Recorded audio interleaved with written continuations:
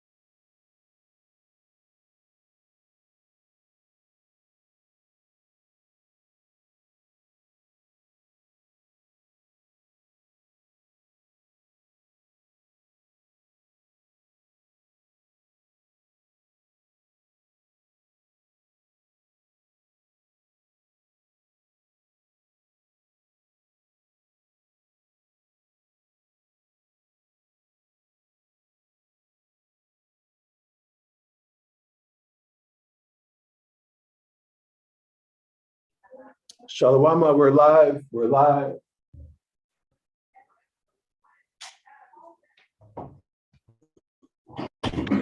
Shalawama. Shalawama, I'm giving it a minute. For Jimmy. And wait a few minutes, then we'll get started. How's your day so far? It's been busy, a little hectic. All right. So let me see. Today, we're going to continue from where we were. Let me get my book. I was going to say your microphone is coming in and out a little bit. Yeah, my internet has been messed up for the last like 3 hours. It's been on and off.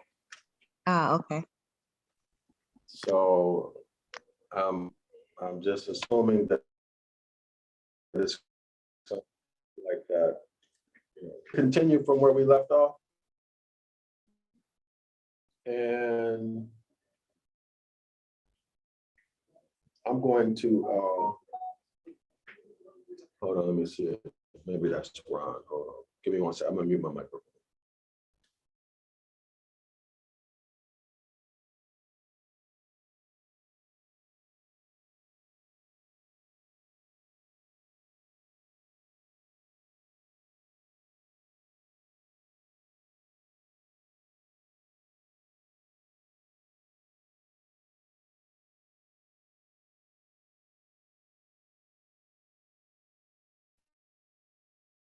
Yeah.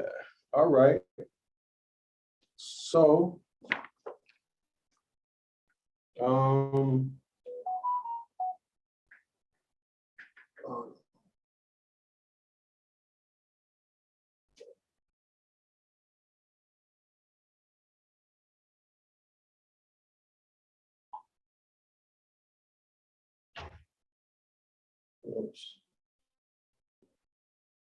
All right. Okay, so the last paragraph, we left off yesterday on page 7, and we are talking about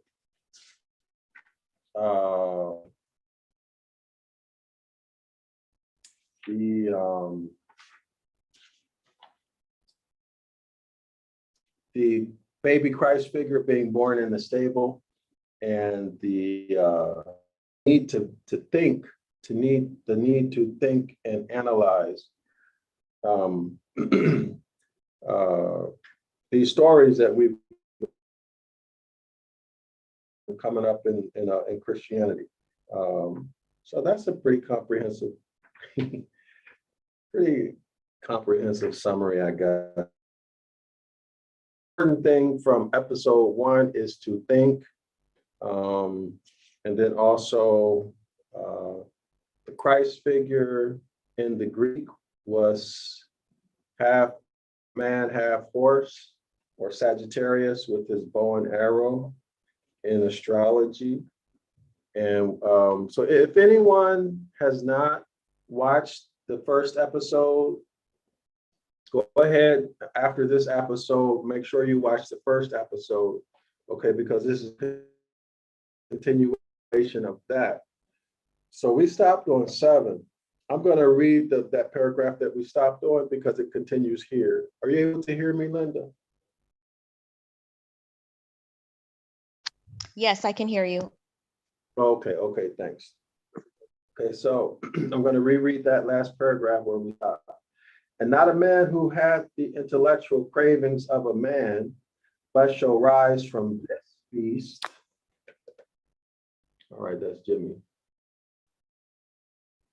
And not a man who hath the intellectual craving of a man, but shall rise from this feast to tread the fetters of superstition and ignorance under his feet. So in other words, when you learn this stuff, according to this author, when you learn this stuff using your intellect, curiosity, you'll be able to break free from superstition. So religious superstition as it relates to Christianity is what he's saying. And by feast, he means that, of course, information, evidence, facts as a feast. All right.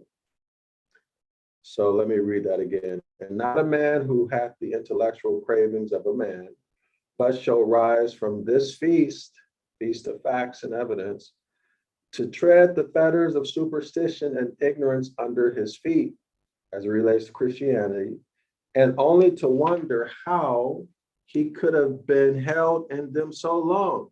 Like me, I was saying, man, I was in that for 30, 35 years. How did I manage to do that to myself, right? And to say with me, okay, so I'll read the quote. So now we're on the page. Y'all see the quote? Scholars? Okay, you we're might here have to adjust the screen share because what I see is the Zion Law School heading. Oh, really? Okay, Yes. thanks. Oh, you know what? As a matter of fact, let me go ahead and I forgot to start with this. Okay, so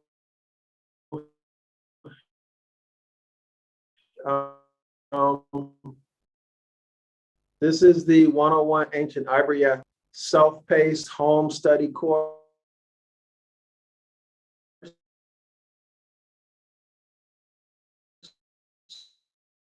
This is our original actually spoken road, okay? Ibaryath. Ibaryath, a corruption of Ibaryath is Eber. A corruption of Eber is Hebrew. Corruption means misspelling, okay? All right, so 101 Ancient Ibaryath. This has everything, graphs, everything, grammar, parts of speech, so on and so forth, everything, Ibaryath word studies. Some of y'all who are into biblical or Hebrew, y'all will call these Hebrew word studies, okay? And you're going to get 2,225 vocabulary words and a whole lot to tell you what this is all about, okay? You'll see a syllabus or curriculum toward the bottom. Scroll down and click on the subscribe button here.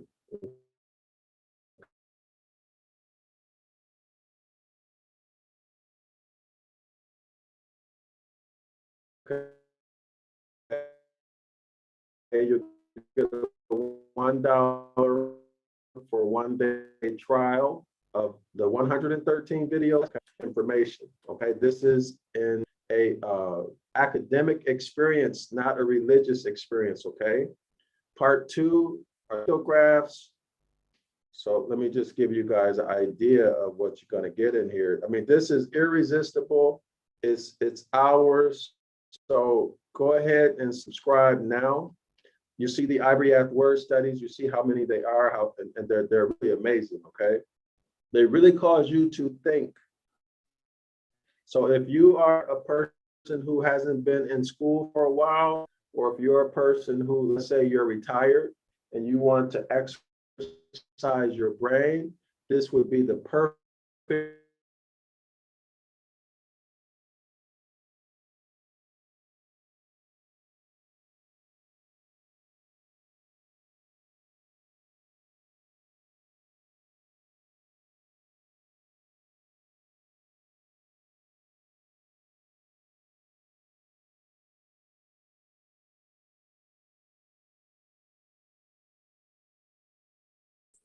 Shalom.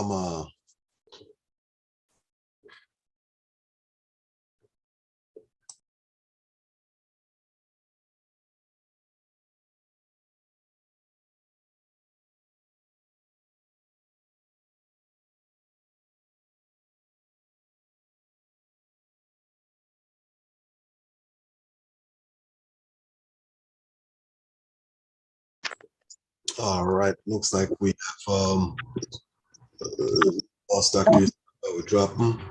Yeah, he did say that his internet was, he was having a little trouble with the internet connection.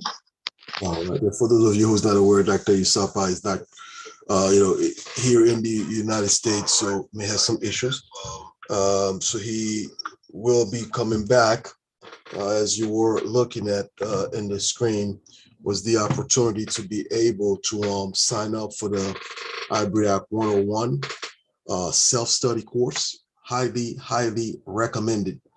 It is a great way to start understanding this type of information that I personally believe is life-changing. So through the Ibaryath 101, I think that you've actually went through the 101 live class with Dr. Usapa, right?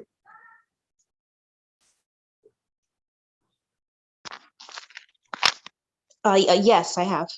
All right. So what can you tell us about that class? The reason I'm asking it is that we are still live, and we have a couple of people listening in. So while we wait for Dr. Usapa to plug back in, maybe you could tell us a little bit what being that you've been through that whole class with Dr. Usapa live.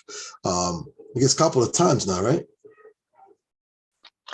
Yes, way more than a couple times, but yeah, it's been life-changing, to be honest. Since attending the school, I've learned quite a bit, in relation to the grammar and understanding Ibaryath, returning to our original language and so on. I think the key word you just said here was Ibaryath and returning to our original language. It is unfortunate that some people don't realize that there is an original language. People do not realize that, the Bible that you actually have was translated. All right. So regardless what language you may have, you may speak, or whatever version you may have, keep in mind it was translated.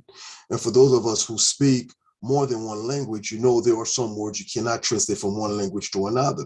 So this is where this information come in with the Ibaryath 101 through Zion Law School. It literally gives you that opportunity to be able to understand those basic tools. I would say to lay down the groundwork. Would you agree with that, Linda?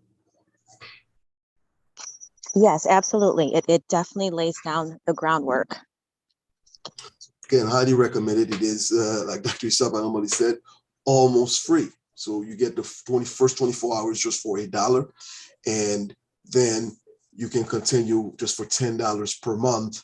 Again, that's just really a very, very, very, very low nominal price for such crucial information. I mean, gonna make some serious money with that information to get us back into obedience of the natural laws. Dr. Usapa, are you back with us? Yeah, I'm back. Jimmy, go ahead and come and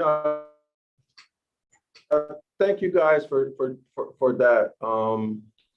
I've been losing my connection, so it's probably going to keep happening as long as we do this video.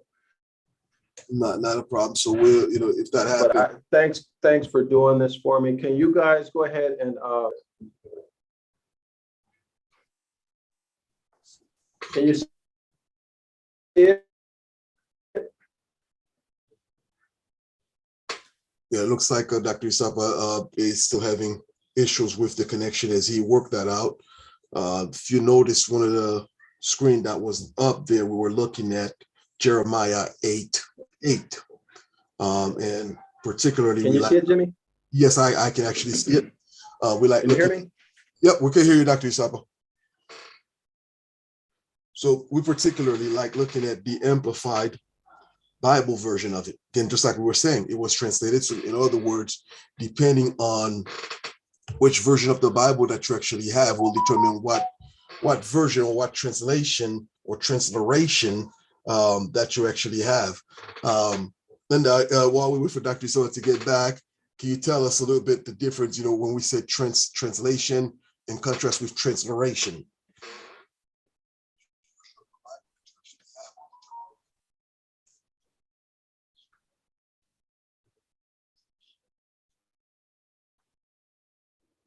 Yeah, hello, can you hear me?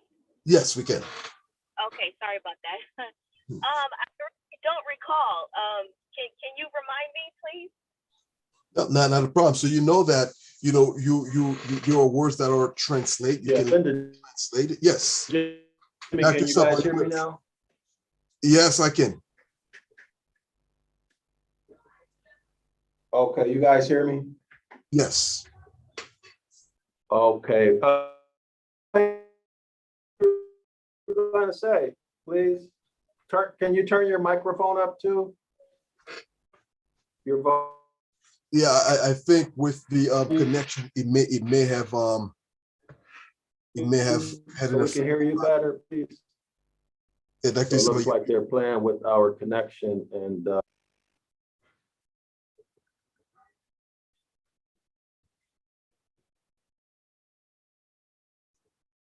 it looks like we lost him. Linda, are you still with us? Yes, I'm still here. Yeah, and for some reason, I'm hearing your microphone low on my part as well. For those of you who are following along with us, we do say excuse us. We will go ahead and continue working to get this right, so we can go ahead and get back into the study. We do encourage, if you have not had the opportunity to see astrology that we did 2 nights ago, which was under 26. That was part 1. Go take a look at it, because the whole purpose of this is we are reviewing a document. Often these documents, they put a lot of different labels, as we discover on this, keeping people away from them. But it is ironic how you literally find the truth right there before your eyes. But they, again, have been conditioned to steer away from it. I want you to know. All right. There's nothing we can do about this. You are coming in and out, Dr. Isapa. Bear with. So do bear with us as we continue to work to get that taken care of, so we can go again, continue back into the document that we are viewing. Let me see here.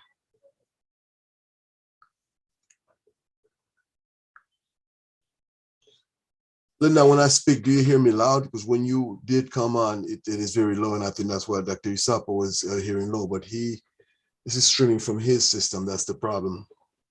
No, I can hear you just fine, but I'm driving. That's why you hear me low. Ah, okay. Coming in low. Dr. Isapa, are you back?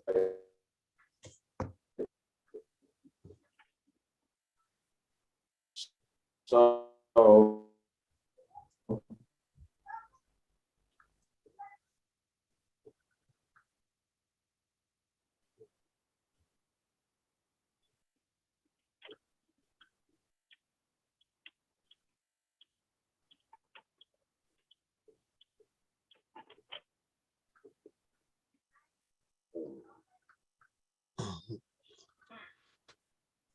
Again, we'll continue to ask you to hang on in there with us as we go ahead and trying to get Dr. Isapa back.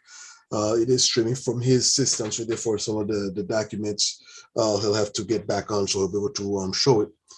And for those of you who've probably seen part 1 already, if you are familiar with Jeremiah 8, 8. That's Jeremiah 8, chapter 8. It is a clear indication of what we were talking about when they translated and transliterated the Bible. And that's what we're talking about. And that's what we said the difference between translation and transliteration. So some words cannot be translated, so therefore other words have to be implied.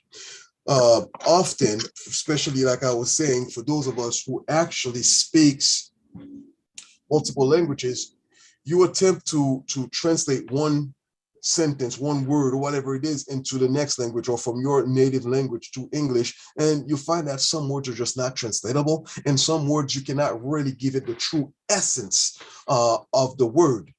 So when you look at Jeremiah 8:8, especially at the Amplified version, you will see, the way it has been translated, trying to capture as much of the sense or of the meaning, the true essence of what Jeremiah is warning us about, which is the to be careful for the pens of the scribes, because they have taken the law of the Most High and they have turned it into a lie, into observance of ceremonial observance.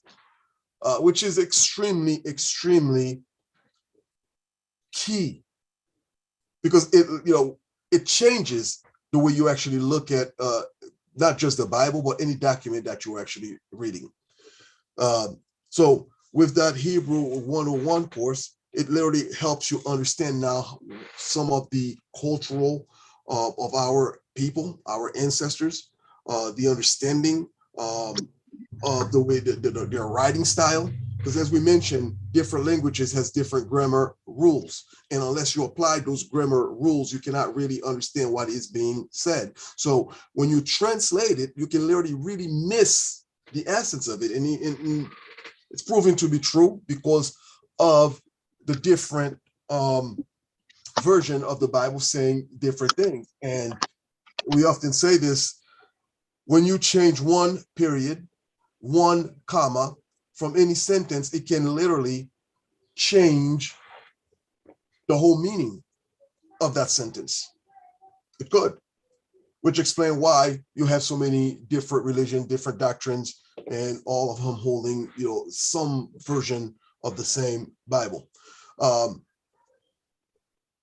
Again, we really truly encourage you that Hebrew 101 course being offered by Zion Law School is truly, truly worth it. So Linda, again, you've been through the class.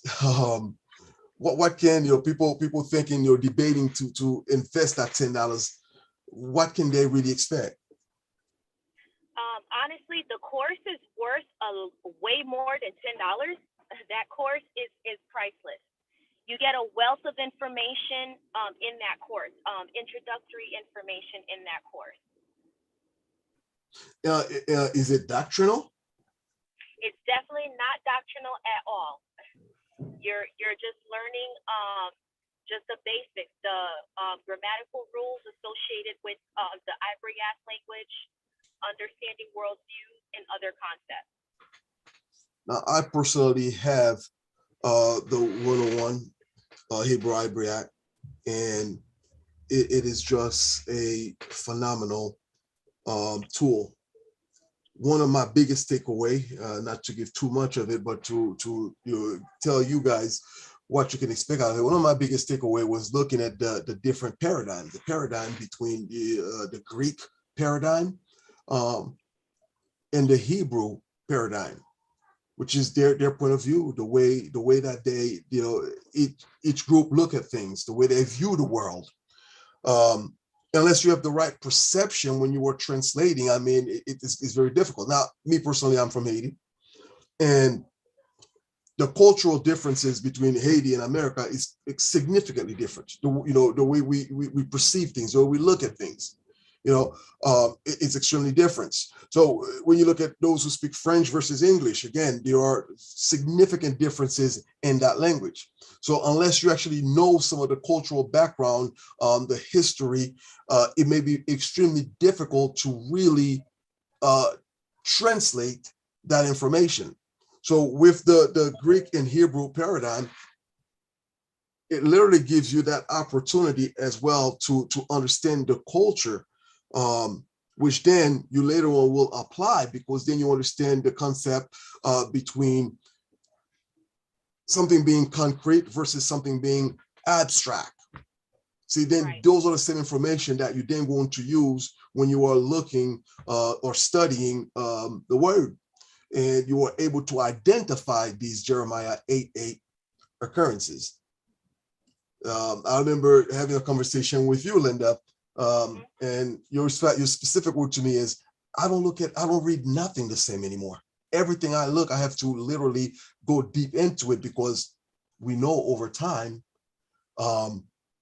they change the meaning to some words.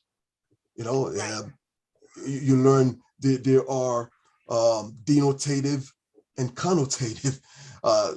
Often we get stuck with the connotative. So, you know, one example of that, if maybe back in the day when you talk about, let's say, a pen, and back then when you said a pen was something that you actually eat with, okay?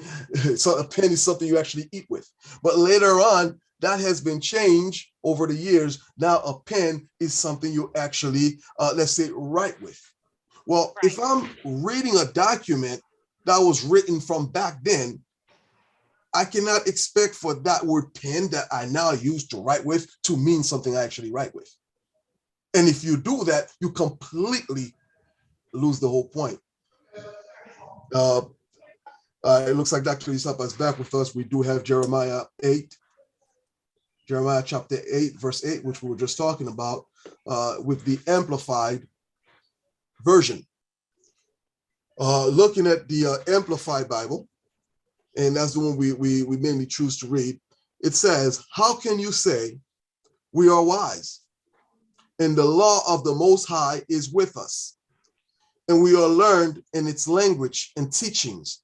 Behold, the truth is that the lying pen of the scribes has made the law into a lie, a mere code of ceremonial observance." Now, for me personally, when I look at that, and especially towards the end there,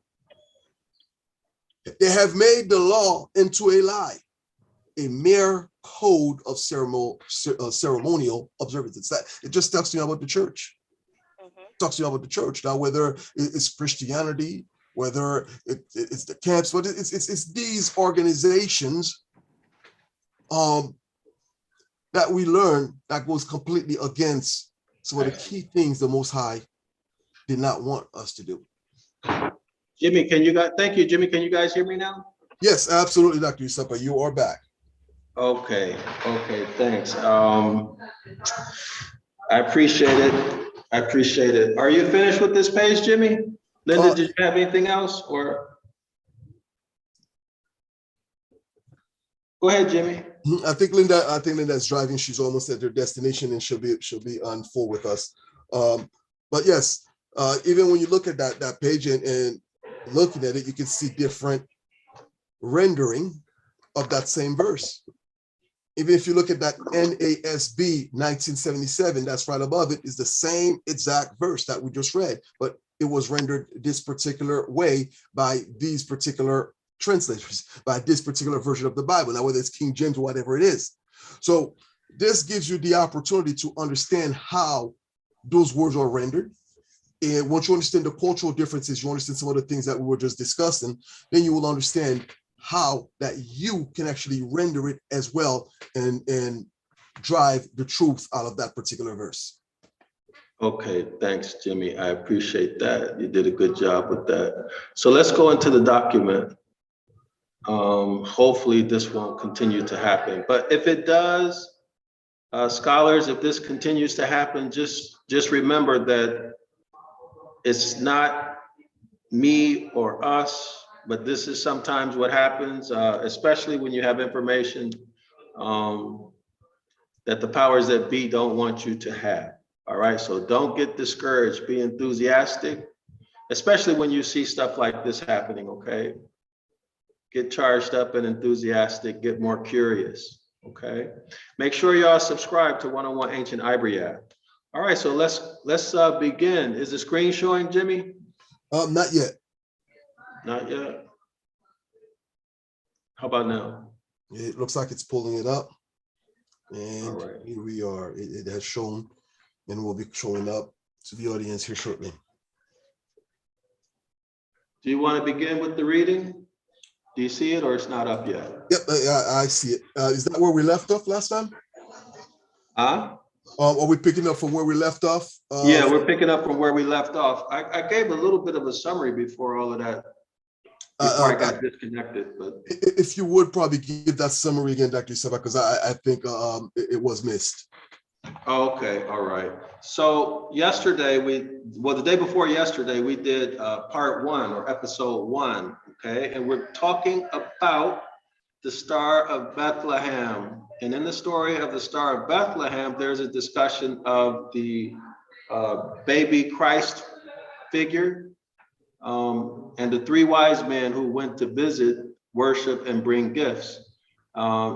We talked about the thinking through those events as opposed to hearing, listening, and believing, and the different outcomes that you achieve if you think about it, analyze it, as opposed to as you do like 99.9% of the population does, which is to hear it and believe it because that's what was told to you. You trust, right? You trust. So the big takeaway with that is that we should approach everything, including the Gospels, with the thinking analytical mind, a thinking analytical mind. Okay, part of that is being aware, paying attention to detail, and asking questions, right? There's no stupid questions. The more questions you learn to ask, the better quality of questions you get, the better outcomes you achieve because you have better analysis. So that was the point of that. And another main takeaway that we got from last week's, the other day, the first episode, was that the Christ figure in the Greek language, the original Greek, is referred to as half horse and half man. Okay, so man from the head to the waistline, right? And from the legs down, horse. So that's Sagittarius in astrology. Okay, and we also covered the movement of the sun as far as when it's within the Sagittarius gate. Okay, so we covered that. So that's the main takeaway. So Jimmy, did you or Linda have anything else to say about that? If I can just add, that's so important. The simple fact, we have been, Linda was on that topic earlier, we have been conditioned so deeply to just believe and don't ask questions. So when you look at this document, it is a revelation. I believe that's a true revelation that yes, we need to question. And the funny thing is, even within the Bible itself, it tells you must question, but yet you are taught not to question and just accept and believe. Very interesting, right? Yes. And then also to keep in mind, scholars who were here with us for the first episode, part 1, keep in mind that church fathers were quoted. So the author is getting this information from church fathers who got it from the original Greek language and their deep education in these documents. Okay, so the author is getting it from there, but also keep in mind, you have to do your own thinking because the author is presenting information to you. Maybe there are some things in here that are not accurate. You have to make those decisions for yourself based upon your own thinking, right? So don't just accept something just because it's in this book. Think your way through it, come to your own conclusions. That's why the author presented it for you to look at the evidence and the facts and come to your own conclusion, okay? Come to your own conclusion. All right, so Linda, you want to say anything or you're good? Jimmy, you have anything else before we get going with the presentation? No, I'm good. I'm not sure about Linda. No, I'm good as well. Okay, so I'm going to read the last paragraph again that we left off on last time. So give me 1 second, and then that'll spill right over into this page. All right, so here it reads here, and I'm kind of reading in the dark, y'all. I had to go to a whole different place in the house. And not a man who hath the intellectual cravings of a man. All right, so we're talking about what? Curiosity and intelligence, right? And not a man who hath the intellectual cravings of a man, but shall rise from this feast. What feast? The feast of evidence and facts that the author is presenting from the church fathers' own mouths and writings, based on their understanding of the Greek. And when I say the Greek, I mean the original Greek, not the Greek that you would read when you read the New Testament now. These things have been hidden. These things have been hidden. They're not for your consumption. Okay, they're not for your consumption. But because we have this document, we can get into it and you can experience it and make your own decisions, right? Okay, so let's continue. And not a man who hath the intellectual cravings of a man, but shall rise from this feast to tread the fetters of superstition and ignorance under his feet. What's superstition and ignorance? That you got from the church, from religion, the mythologies that we talked about, accepting things without thinking through them, without analyzing them. And only to wonder how he could have been held in them so long. I definitely, Jimmy, Linda, I was in that stuff 30 plus, almost 35 years. And I wonder, how was I so stupid? You know, and I'm not insulting somebody who's still in that, because, you know, we have to make our own decisions. So that's the decision I made for myself. So don't think I'm talking about anybody other than me being stupid. And to say with me, so now we're on this page right now that you see on the screen on the left-hand column. How charming is divine philosophy, not harsh and crabbed, as dull fools suppose. Okay, in other words, science, facts, and evidence, this is a very good thing. It's not boring, right? It's not dull, but musical, as is Apollo's flute or lute. Okay, so in other words, facts, evidence, science is pleasing. It's like music. And a perpetual feast of nectared sweets, where no crude surfeit reigns. I don't know what a surfeit is, so let's look that up. All right. Give me 1 second. Linda, are you able to read, or Jimmy, do you want to get started? Oh, I think that this is on her way. So I'll go ahead and I'll get started. And then once she reaches her destination, we can Okay, give me 1 second. Let me look up this word surf, because I don't know this. I don't know this word. That's the first time I've actually seen this word. 1 second. So let me pull it up real quick.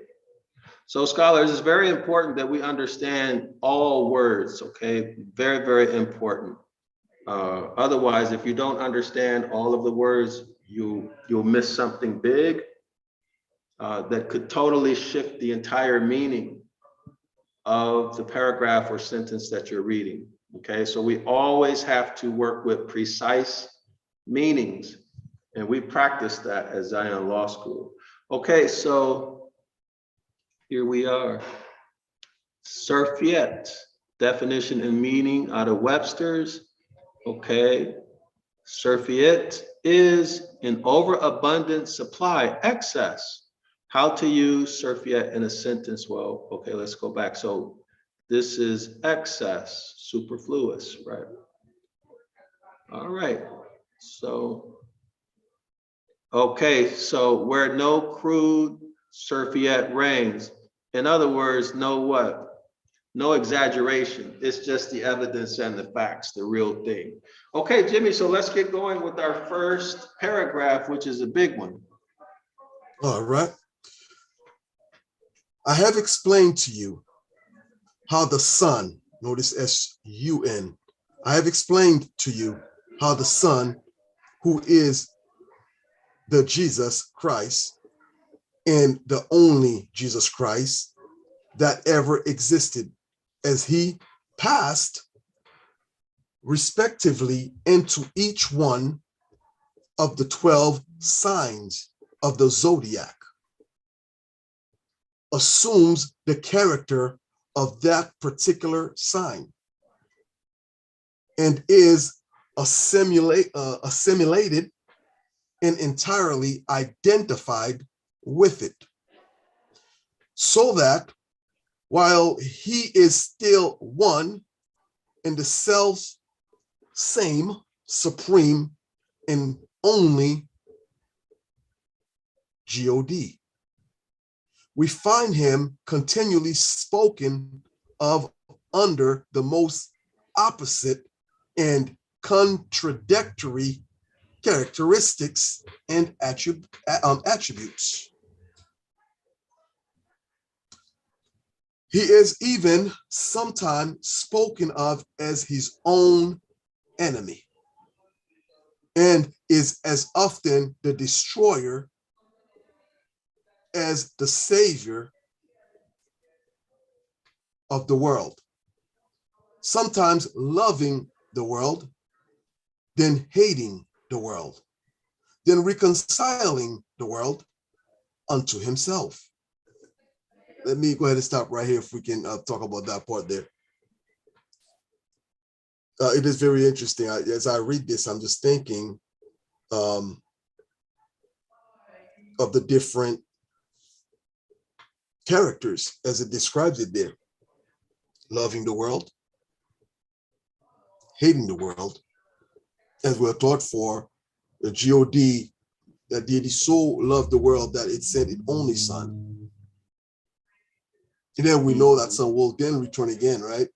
Mm-hmm. To destroy the world for those who did not follow him. Mm-hmm.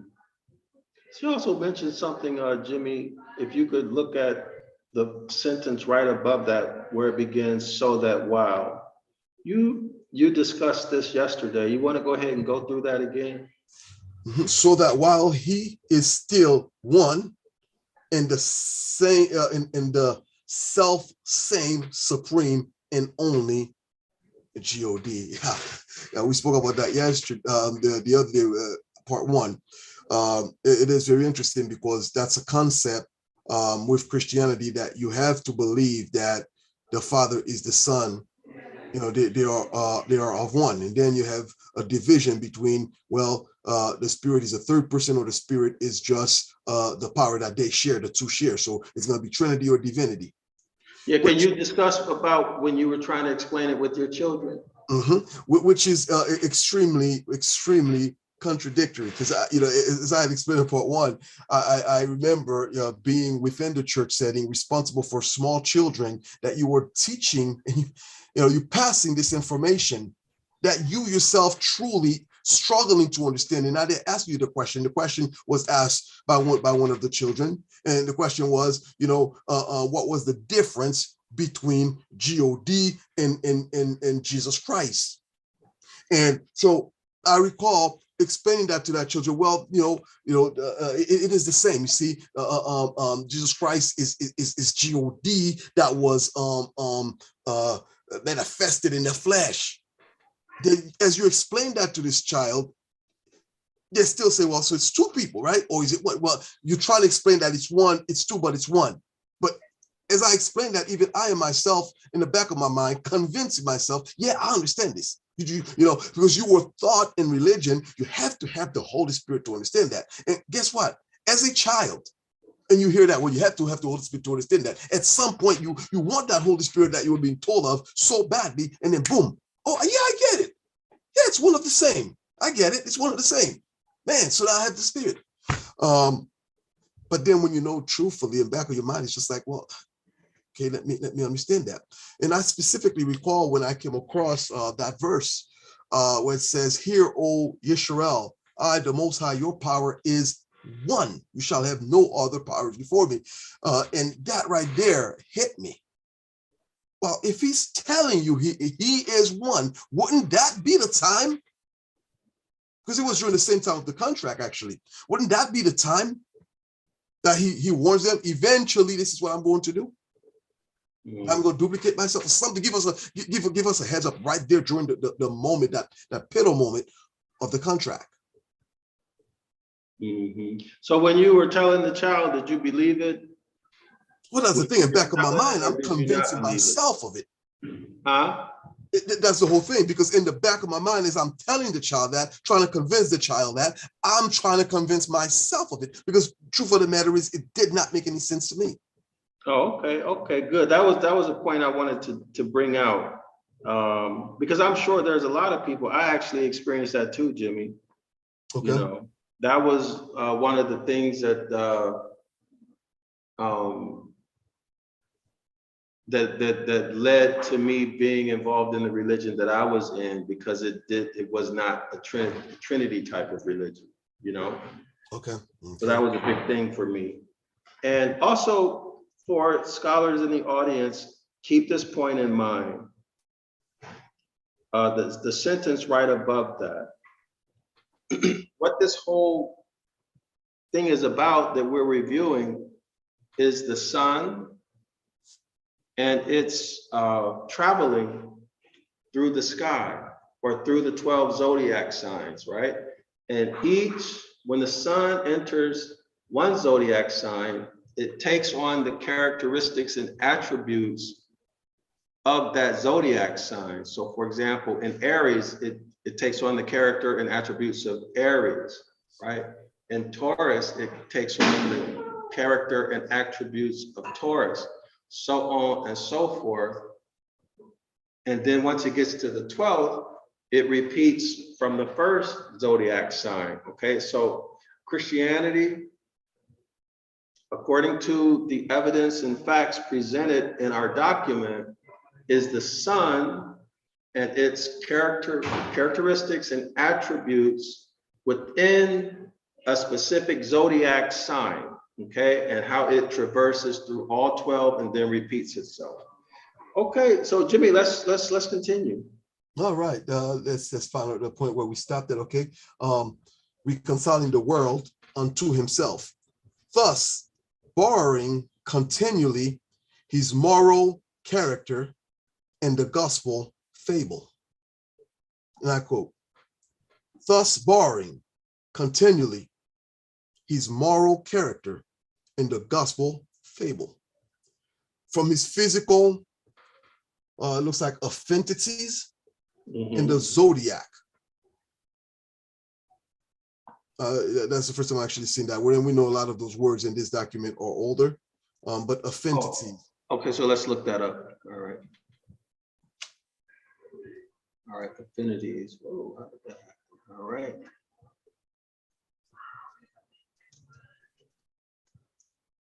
Okay, give me 1 second. There we go. Jimmy? Affinity, definition and meaning according to the Merriam-Webster. Definition of affinity, entry 1 of 2. Relationship by marriage.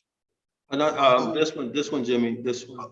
Okay, affinities, okay, all right. Affinities under bastard feudalism. We're collective of gentry who follow and support a particular nobleman. So in other words, this would be the Christ following the zodiac sign, right? Interesting. Feudalism. If Linda, if you and Jimmy remember, feudalism is serfdom, which is slavery, right? That was practiced over in Europe. Feudalism. Yeah. In contrast to sovereignty, right? So feudalism, slavery, being bound to the land, no ability to inherit, but you're bound to the land. in servitude to the nobleman. So the Christ figure is bound to act out the characteristics and attributes of the zodiac sign that it is in. Okay? All right. Okay, so let's continue.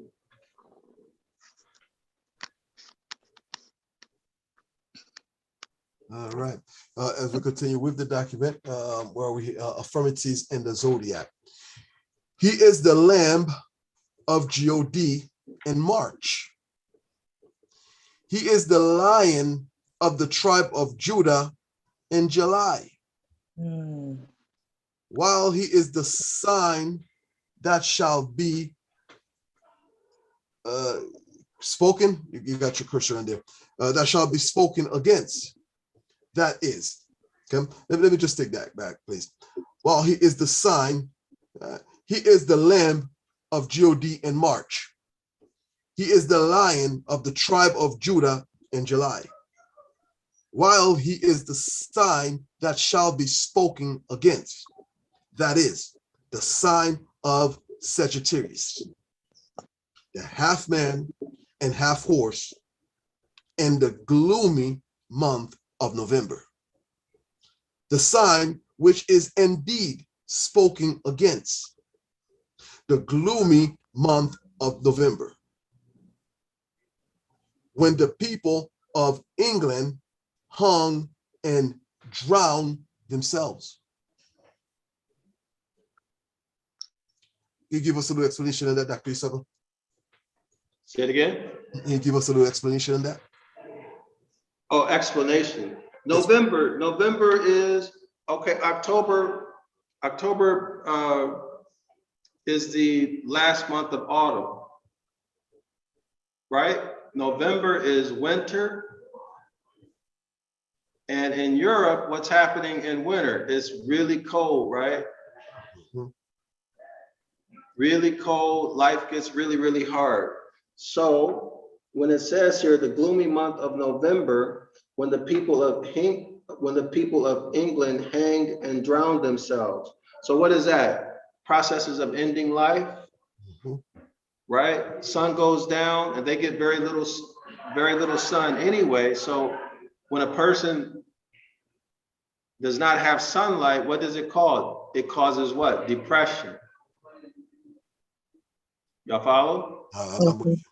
It causes depression. And when people become depressed, extreme cases of depression, what happens? What do they usually do to themselves? Kill themselves. They usually commit suicide by one form or another. In this case, they're hanging themselves or drowning. In other words, they jump in the water, they're going to end it all. But these are moods that are driven by seasons. So usually you see this type of stuff at the extreme during the poles. For example, you see it extreme when there's 24 hours of darkness. You see this at the extreme. Okay, so let's continue. All right. November, June and July, Sagittarius. And thus? And thus, through the whole 12 signs of the zodiac, which I have caused to be sketched on the dome of the minor theater, for the purpose of assisting these illustrations, as should I live to see the day when my fortune shall enable me to exhibit the complete philological, what's that word there? Hold on, I'm searching something right now. Theological iteration, we'll have to look it up, okay? So yeah, go ahead, continue. Let me, or let's stop right there. Let me show some pictures so that people can see what we're talking about. Give me 1 second, okay? All right. Sorry about that. I was searching while you were asking that. Can y'all see the screen? Okay. So this is what he's talking about, the zodiac. Okay, he put one of these on the ceiling of some what was it, a church? He said he put it on. Yeah, the dome of a minor theater. So he put this on the dome of a theater. So if you can imagine that, a building with a dome. Well, a lot of the you could say the Catholic churches are built particular style, right? Yeah, and he had this painted on the dome. Okay, so people could have an idea of what he talks about when he says Sagittarius or the various zodiac signs. So let me click on one of them and see how clear they are so people can see. In case, well, see, here's Sagittarius right here, but let's look at them all. I don't know what this one looks like. Let's see. So, oh no, that's not it. That looks like the Chinese zodiac. Mm-hmm. So, how about this one? I don't know nothing about the zodiac. That's The one above it was a pretty decent one. I thought. Let's see this one. Yeah, this is good. This is good. Oh, so here's Sagittarius, but they don't have the man with the horse. They don't have the man on the horse. They just have the bow and arrow. Yeah. Yeah, but I guess the audience can see or have a good idea what these. So the sun, when the sun is in Sagittarius, it takes on the characteristics and attributes of Sagittarius. When it's Capricorn, it takes on the characteristics and attributes of Capricorn. Aquarius, the same, all the way until the sun goes through the whole cycle and begins again. Okay, so it's constantly going through these 12 zodiac signs, constantly taking up the characteristics and attributes in each sign. That's why it says that the Christ figure is like a feudal system, right? Whereas the zodiac sign itself is the feudal lord, the noble. Okay. All right. Very interesting. Kind of, it kicks me back to a verse by Paul where he talks about, depending on where he is, he take all these different forms in order to reach people. Mm-hmm. Yeah. You know what? Yeah, that's right. That's right. Okay, so Ideo Uranion. Ideo Uranion. What does that mean? And for the audience, if you have not subscribed, please don't forget to subscribe and like the video and definitely share it as we go through this document. Did I spell that right? And feel free to leave a comment or ask a question in the comment section. Okay, so it looks like they don't have this word. Oh. Which word are you looking for? Did I spell it right? Ideo. I do not see your screen. We're still looking at the zodiac. Oh, really? Okay. All right. How did that happen?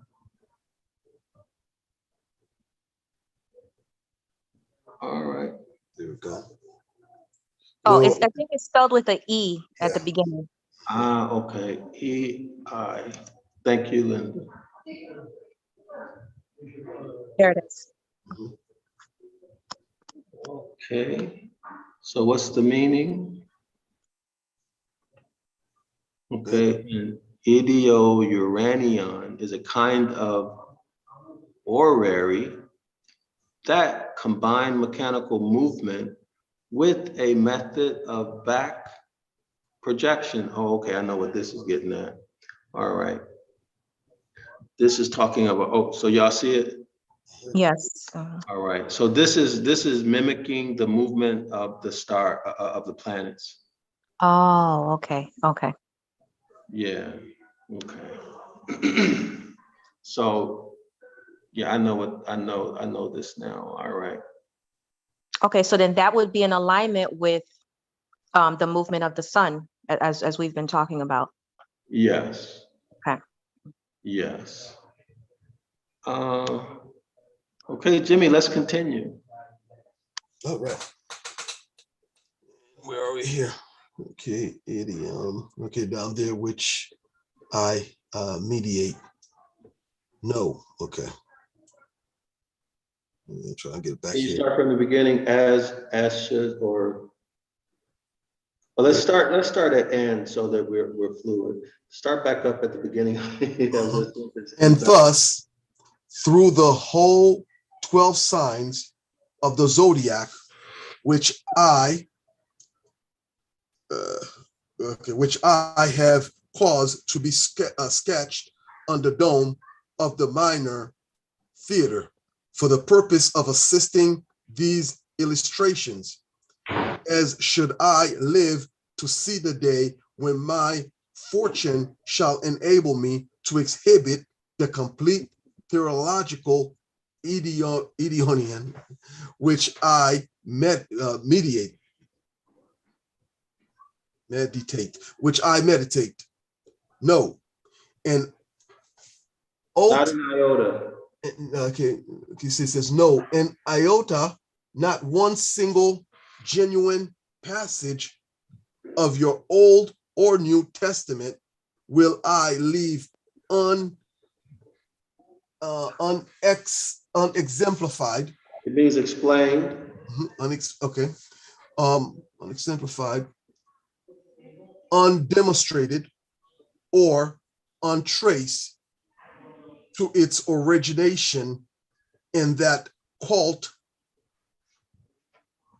astronomy, which under the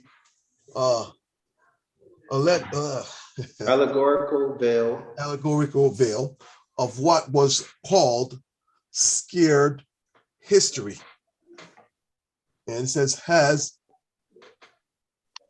for ages subjugated, insulted reason to the power of the priestcraft, and lapsing as unhappily it did out of the management of those who knew its meaning into the ruffian hands of the Gulf and Vandals, who knew nothing about it, has muddled the little share of intellect which nature has given them, and maddened them into Christians. Let's continue. This is a tough read, but It's an extremely tough read. Mm-hmm. So much information in it, and it's a really tough read with this word. I'm gonna go through it. Let's continue. Let's continue, right. Jimmy. Go ahead. All right, them into Christians. It is no longer that doubt is possible, or that conviction can be withheld when the mind processing but the healthy faculties of the mind shall see what here we are competent to show. That all the, it looks like anomalies,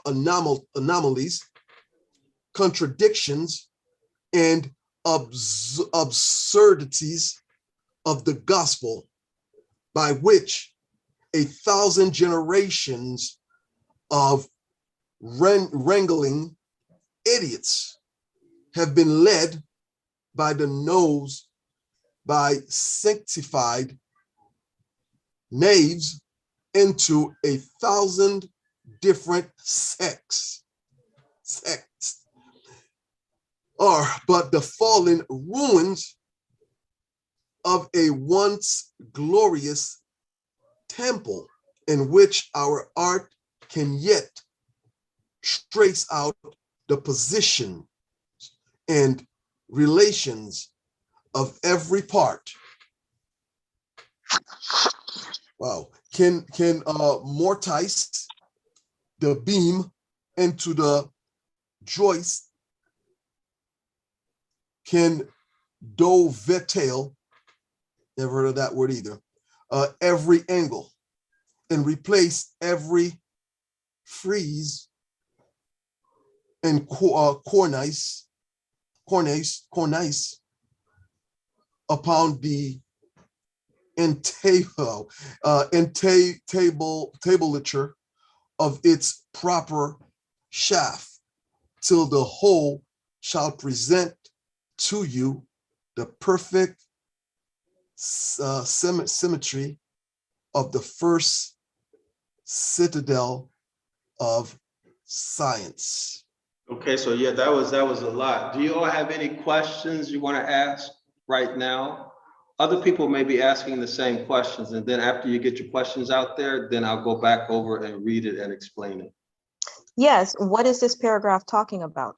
That's the question. There's a few things as I read it that popped out at me that I see where it's going, but it's wording, it's such in a way that it can be confusing, such in a way that even when you start to get it, it discourages you to probably even put the book down and not even get the truth out of it.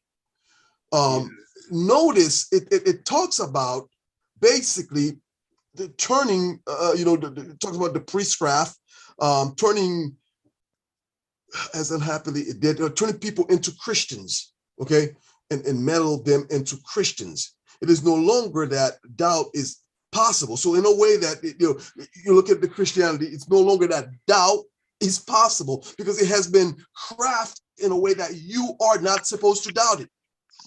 Mm-hmm. And even when you doubt it, you say that basically you're choosing not to take that path, but you believe it. You get what I'm saying? So it's in a way that you cannot even doubt it. It's been crafted in a way that, unbelievable. And then it talks about the contradictions within it.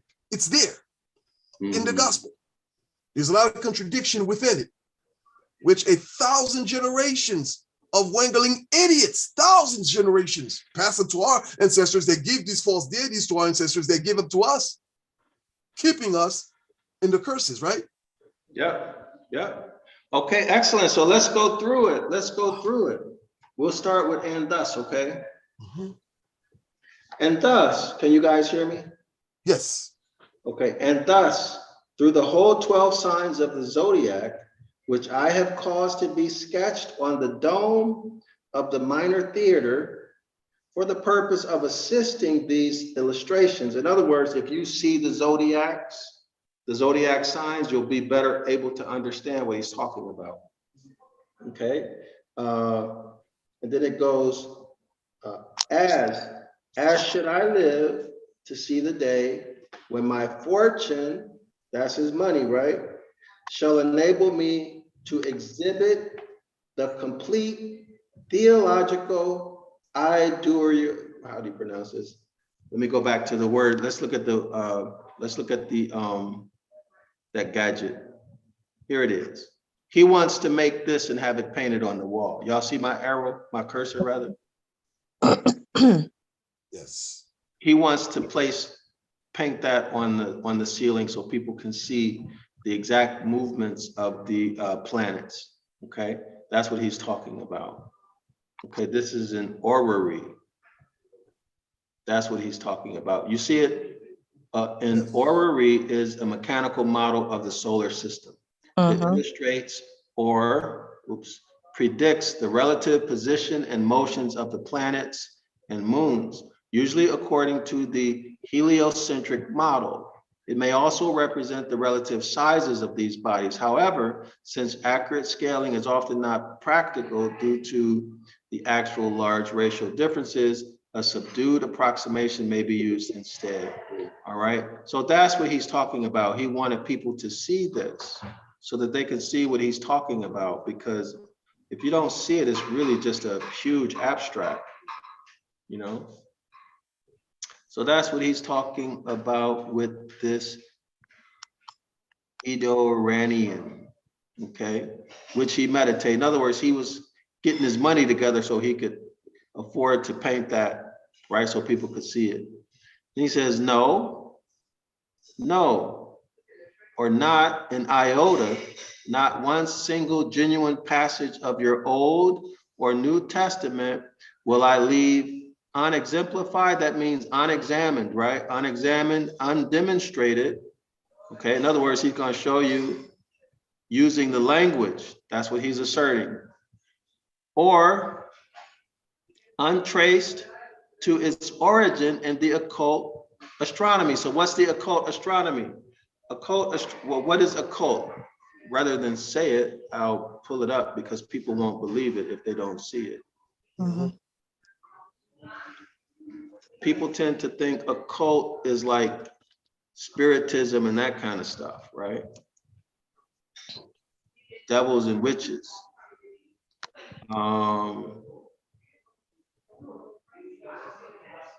This is a connotative meaning. So here, this is the, well, Jimmy, can you explain the difference between connotative and denotative? Yes, we spoke about connotative and denotative earlier. So denotative perhaps is the original word that was given. Connotative, like it says, you're being con. In other words, that the word has been changed, given a different meaning. Same word, but it's basically been changed to give a different meaning. So when you are reading a document, if you're reading that document and you understand that one word to be what you know it as today, and you take it as it is today, you actually miss the whole point of that document, because that word that was being used in that document that was written several years or hundreds of years ago, that's the definition you would have to apply to it in order to understand what that author was actually talking about. Okay, thank you, Jimmy, thank you. All right, so the connotative meaning that we are looking at right here, it says it has to do with what? Spiritism. So devils and witches, right? Occult. Let's see, magical powers and activities, such as those of witchcraft and astrology. Okay, these are connotative meanings. Let's see, what else do we see? Okay, here's another one, occultism. A general term describe various theories and practice involving a belief in and knowledge or use of supernatural forces or beings. All right. So now let's take a look at the actual meaning. Denotative meaning.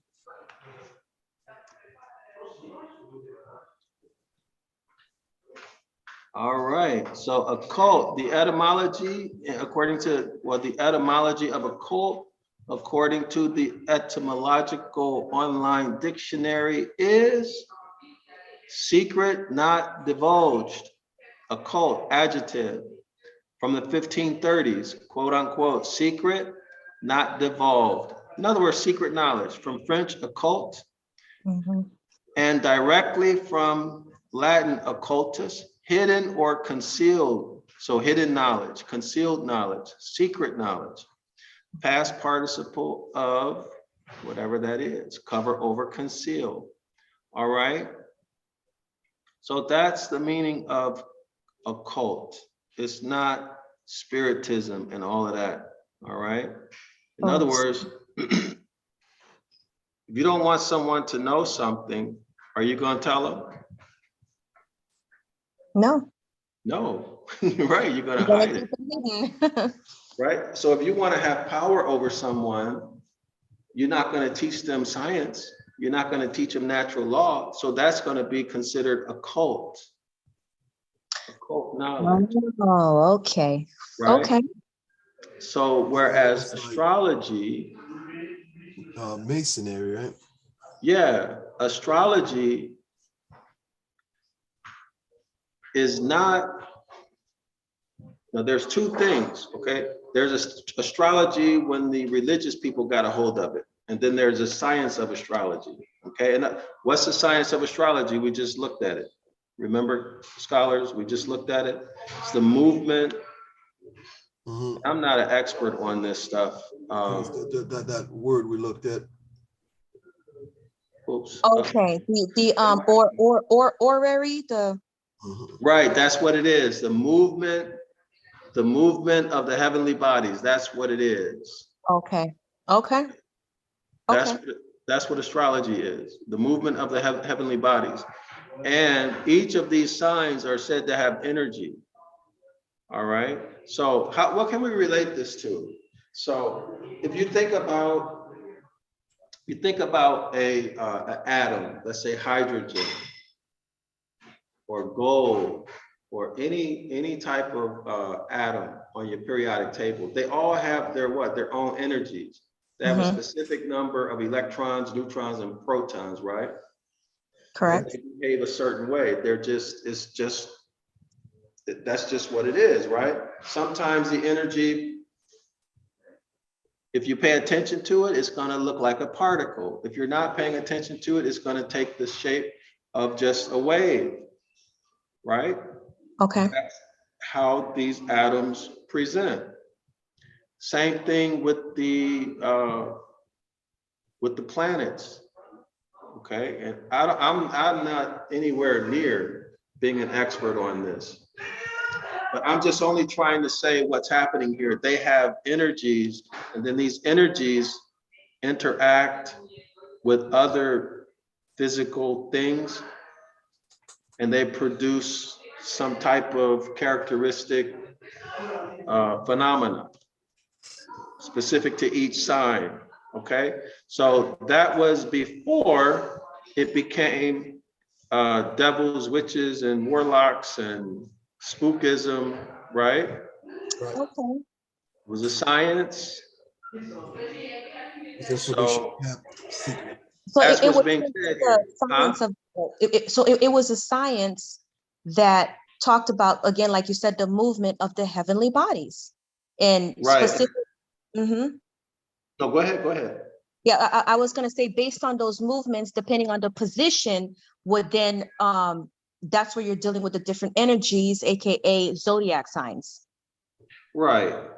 So just like we're using Wi-Fi, right? The energies that carry data, the data produces an image on the screen, right? You can watch a movie, whatever. All of this stuff is being done by energies that have different characteristics.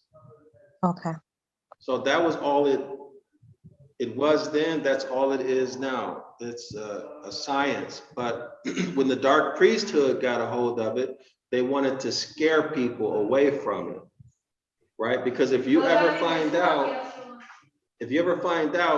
for example, the New Testament and all of this stuff, the Jeremiah 8 occurrences, if you ever find out that a lot of that stuff is astronomy, then they're not going to control you anymore, because you're not going to be going to them, giving them money for assistance to help you get out of your quote unquote your sins and get into heaven, right? Y'all follow? Yeah, Okay. it makes perfect sense. So by hiding these things and label them as something that is negative, label them as witchcraft, it keeps people that are in Christianity away from actually really finding the truth, where a lot of the stuff that you're being indoctrinated with came from. Right. And so when you look at it at its most fundamental level, it's a study of what? Natural phenomena. That's what I was waiting for you to say. Okay. All right. That makes sense. So in today's time, they added in fortune telling. They tied fortune telling into this as well. Yes. Based on the zodiac, which is, against Torah. Okay. Makes sense. Right. And here's how significant or how fundamental it is to daily life. When winter comes, you need to prepare, right? If you don't have an understanding of the movement of the sun and how it relates to seasons, you are finished when winter comes, right? You're going to starve and freeze to death. It's a natural phenomenon, okay?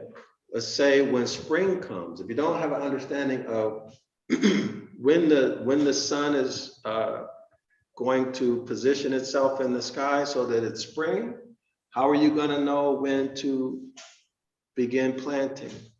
You're going to know when the rains are coming, right? And then in fall, how are you going to know when your harvest is coming? In the summer, how are you going to know when the peak heat season is coming and the water is going to dry up and you need to have water stored? Okay. Right?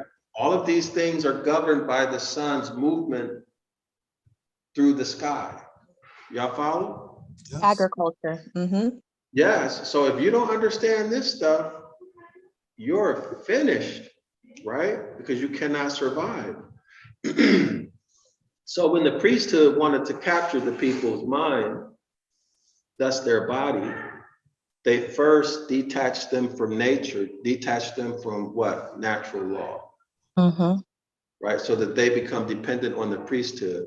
So now the priesthood understands the movement of the sun and how it relates to agriculture, right? How it relates to your water supply. They understood that, but the people didn't. So now they have power over the people. Wow. But there is so much more to it. But this is the black or the dark priesthood. This is what they did. And like you said, Jimmy, they demonized it. So that people wouldn't check into it. Y'all ever heard of almanacs? It sounds familiar. Go ahead. It sounds okay. I know I've heard of the word before, but I'm not sure. So let me show it so everyone can have an idea of what I'm talking about here. Almanac. Almanacs are real popular. Hold on. You know who had the most famous one? Benjamin Franklin. Take a look at the chat, Linda. The chat. Let me see. Okay. We have 2 comments. You want to go ahead and read it, please? Yes, we have 2 comments by Nate Badyal, esoteric, the first comment, and then the second one, the Farmer's Almanac. Yep, he just mentioned that. Almanac. Yeah, there you go. There you go. So that's what this is about. Thank you. Thank you. I appreciate that. So anyone who wants to learn more about this and exactly how important it is, go out and read these almanacs. Okay. Okay. You're finished if you couldn't farm. Wow. Right? They took that from the people. Okay, so let's continue. Any more questions on that? We're good? We can continue? Let's continue. Very revealing. But you know, just for consistency, let's look at Jeremiah 8:8 again. Okay. Okay.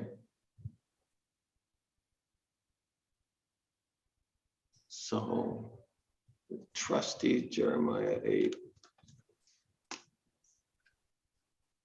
Linda, Jimmy did it last time. Can you take us through it this time, please? Okay. So There we go. the Amplified Bible version. Yes, please. Jeremiah 8:8. How can you say we are wise, and the law of the Most High is with us, and we are learned in its language and teachings? Behold, the truth is that the lying pen of the scribes has made the law into a lie, a mere code of ceremonial observances. Your commentary, please. Well, if we're gonna compare this to what we're learning right now, even in the New Testament, when you go back into the original Greek language, you're finding out some truth. We're finding out that, the JC character was basically a Sagittarius, where what we just went over was pretty powerful, in that something as simple, nature, which is the movement of the the astral bodies, is, the original meaning of it or understanding of it is taken away from us and turned into some type of, mystic or, spiritism type of thing. So people kind of like, they don't want to deal with that, when that really wasn't the case. This was used so that for agriculture, because if we don't know the movement of the sun, then we can't plant, we won't know when it's too cold, or, we won't understand our seasons. Very So this is to me, I tie all that bit back into Jeremiah 8:8. The translated versions are lying, to put it bluntly. Yeah, very good, very good. So, and we have our ancestors who did this to us, right? Our ancestors did this. And I think next week, the next lesson or the following lesson, within the next 1 to 3 lessons, we're going to get more into the dark priesthood. Okay. So now let's continue. Let's go back to the document. Is there a scripture that says something about the history of our people being written in the heavens? Something like that. I don't remember what verse that is. History of our people being written in heaven. In heaven. Yeah, I don't remember the verse. It just came to my mind. But anyway, let's continue. All right. So this author is saying he's going to show these. He's going to show where these occasions are, right? And according to him, he says it's an allegorical veil. So allegory means, well, let's look it up. Some people might not know what allegory means. So at Zion Law School, we look the words up so that you can see it. You don't have to believe, you see it with your own eyes. That's the whole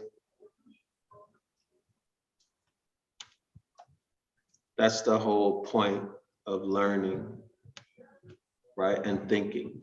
An allegory is a type of story built from an overarching extended metaphor. So in other words, an allegory is a metaphor, right?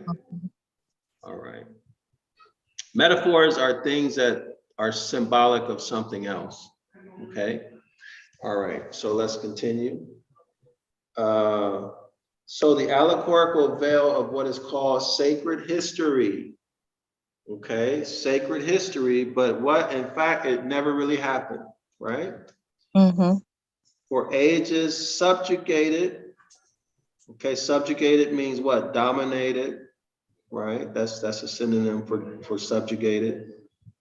Dominated, okay? Insulted reason, in other words, is so way out, so far-fetched that, you know, it goes against reason and it's embarrassing, right? Or it's an insult that is so obviously untrue unless you're brainwashed.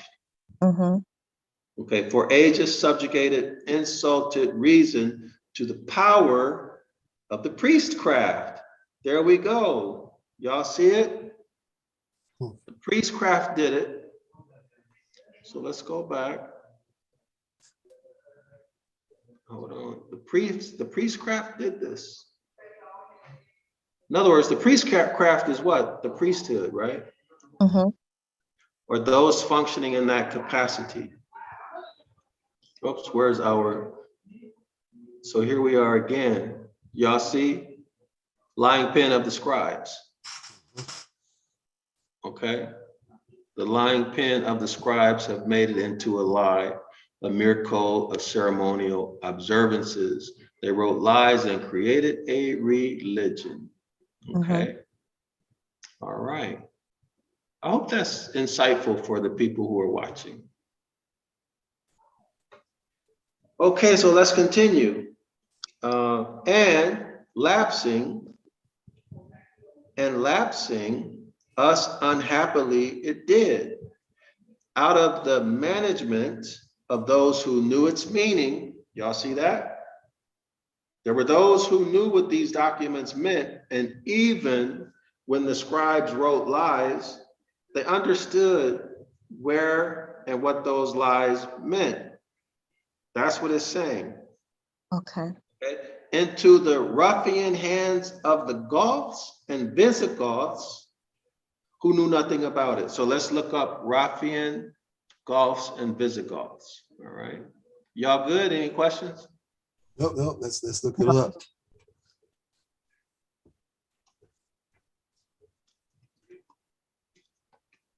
Hope I spelled it right. Did I spell it right? I think so. That looks right to me. Okay. What does it say? Tough or rowdy person? Y'all got it? Tough or rowdy person? Okay. The ruffian is a rowdy person. We used to use that word when I was little. Hmm. So the documents fell into the hand of what people who didn't know what it meant, right? That's the astrology part, the lies. And these were rowdy people. Who are the rowdy people? The Goths and the the Goths and the Vandals. Mm-hmm. Everybody remember who the Goths are in history? No. Okay. The Goths, Romanized, let's see, let me skip that. A Germanic people who played a major role in the fall of the Western Roman Empire and the emergence of medieval Europe. These are the Goths. Is that clear?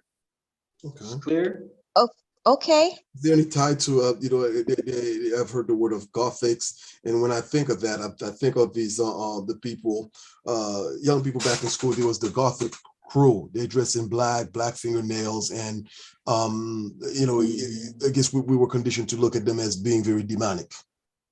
Yeah. I Yeah. see them as being hybrids. Yeah, they were hybrids. They were a Germanic tribe. Okay. Okay. All right, and so these are, so remember vandal, right? Remember, that's where the word vandal and vandalism comes from, Okay. right? So the Goths and the Vandals, vandalism, okay? So let me go ahead and look that up so people see it Okay. for themselves. It's all coming together. Yeah.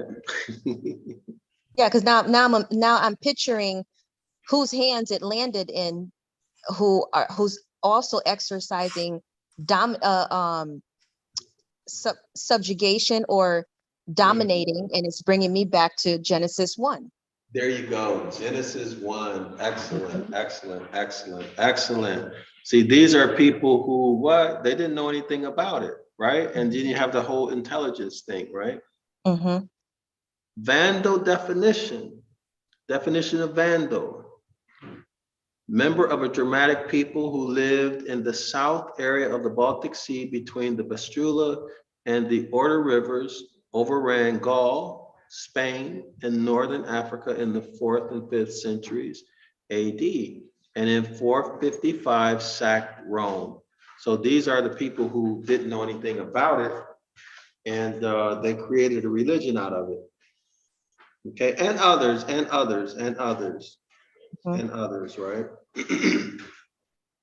Okay, so let's continue. Okay, but by the time they had got it, Jeremiah 8:8 stuff had already happened, right? They just added theirs to it. So let's continue. Okay, so they got out of the management. They got into the management of people who didn't know anything about it, into the ruffian, that's the rowdy hands of the Goths and the Visigoths, who knew nothing about it, has muddled the little share of intellect, see that, which nature has given them, and maddened them into Christians. So now here's the important part. Coptic Christianity was practiced by the ancient Egyptians, and Coptic Christianity is completely different from Christianity practiced in Europe. Okay. Everybody should be aware of that, right? Y'all hear do y'all hear the people speaking? I need to move. I'm in the Airbnb, huh? Not a problem. We also have another comment by Nate in the chat. Jim, you want to read it this time? Sure. It says Hebrews were also called Judes, Gypsies, Celts, and Britons. He said, who was Hebrews? Hebrews were also called Druids, Gypsies, Celts, and Britons. Okay, all right. Yes, he's correct. So these are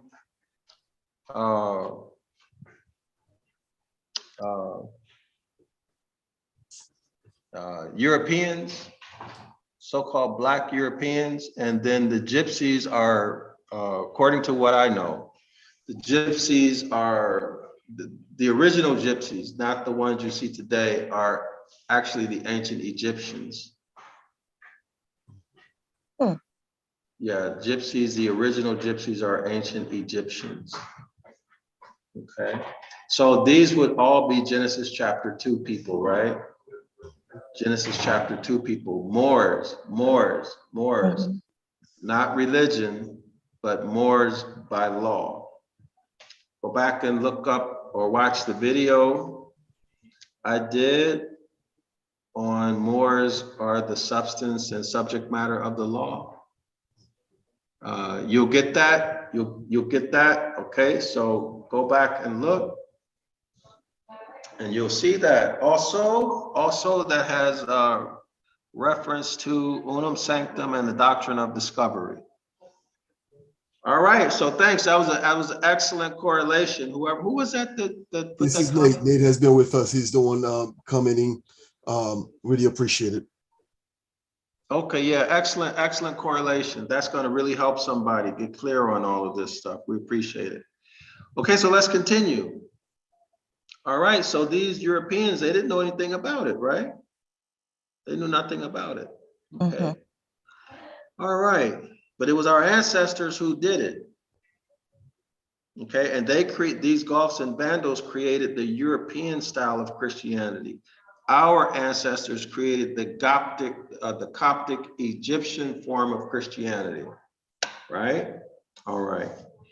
Okay, so let's continue.